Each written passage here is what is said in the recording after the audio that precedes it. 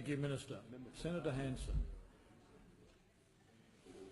I'm quite happy to remove this because will you Order work on my left. to On my actually left. ban the burqa in Australia?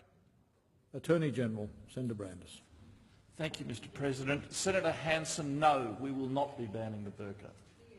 Now, Senator Hanson, I am not going to pretend to ignore the stunt that you have tried to pull today by arriving in the chamber dressed in a burqa when we all know that you are not an adherent of the Islamic faith.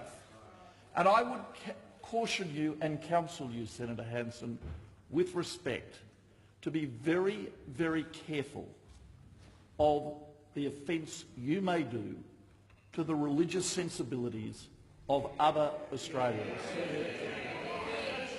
We have about 500,000 Australians in this country of the Islamic faith, and the vast majority of them are law-abiding, good Australians, and Senator Hanson, it is absolutely consistent with being a good, law-abiding Australian and being a strict adherent Muslim.